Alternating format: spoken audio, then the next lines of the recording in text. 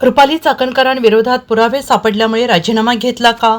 देवेंद्र फडणवीस यांनी दिली मोठी माहिती. भुंदूबाबा अशोक खरात याच्याशी असलेल्या वैयक्तिक संबंधांमुळे प्रचंड टीकेच्या धनी झालेल्या रुपाली चाकणकर यांनी राज्य महिला आयोगाच्या अध्यक्षपदावरून पायउतार व्हावे लागले होते. यापूर्वी अनेक प्रकरणांमध्ये रुपाली चाकणकर यांच्या राजीनाम्याची मागणी झाली. यावेळी रुपाली चाकणकरांनी या मागण्यांना फारशी भीक घातली नव्हती. मात्र अशोक खरात प्रकरणाने रुपाली चाकणकर यांना नाईलाजाने का होईना पण महिला आयोगाचे अध्यक्षपद सोडावे लागले. त्यांनी हे पद वाचवण्यासाठी राजीनामा टाळण्यासाठी शेवटपर्यंत धडपड केली असा दावा सुषमा अंधारे यांनी केला. परंतु अखेर रुपाली चाकणकर यांना हे पद सोडावे लागले. या सगळ्याबाबत राज्याचे मुख्यमंत्री देवेंद्र फडणवीस यांनी भाष्य केलंय. अशोक खरातकडून महिलांवर करण्यात आलेल्या अत्याचार प्रकरणाच्या निष्पक्ष चौकशीसाठी रुपाली चाकणकर यांना राजीनामा आवश्यक होता, असे देवेंद्र फडणवीस यांनी म्हटलं आहे. ते रविवारी नागपूरमध्ये प्रसारमाध्यमांशी बोलत होते आणि यावेळी देवेंद्र फडणवीस यांना रुपाली चाकणकर यांच्या राजीनाम्याविषयी विचारणा करण्यात आली. आपण रुपाली चाकणकर यांच्याकडून राज्य महिला आयोगाच्या अध्यक्षपदाचा राजीनामा घेतला.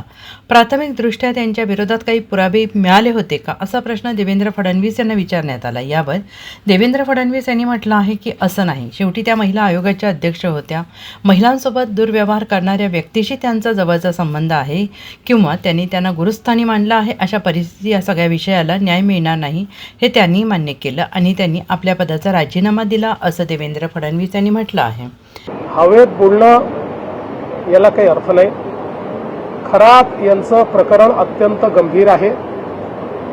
ते आम्ही इंटेलिजन्सच्या आधारावर आम्हीच त्याचा भांडाफोड केलेला आहे आणि आता हळूहळू याची आम्हाला कल्पना होती की लाजेखातर किंवा सामाजिक दबावामुळे महिला एकदम पुढे येत नाहीत.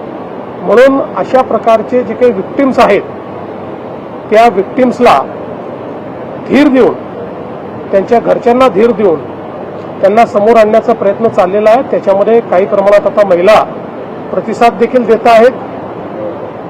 या संपूर्ण प्रकरणाची अत्यंत वरिष्ठ स्तरावर मॉनिटरिंग होते आहे. स्वतः डीजींना मी सांगितलेलं आहे की त्यांनी याचं मॉनिटरिंग करायचं आहे. याच्यामध्ये SIT तयार केलेली आहे.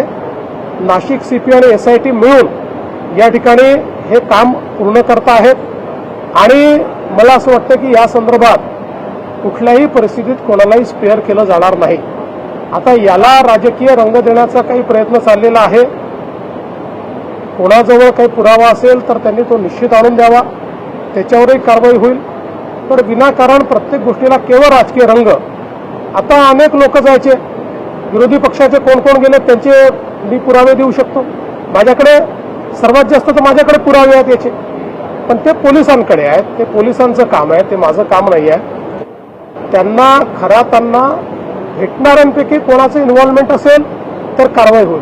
पण कोणी भेटलंय अशा याच्यावर जर कारवाई आपण करायला लागलो तर मला असं वाटतं की मग तुम्हाला माहिती आहे की कोण कोण काय काय कसं कसं करायचं. आता कालच तुम्ही देखील त्यांना आउट ऑफ टर्न पाणी कोणी दिलं, कसं दिलं, 40 किलोमीटर पाण्याची लाईन कशी दिली, हे सगळं तुम्ही काल दाखवलेलं आहे.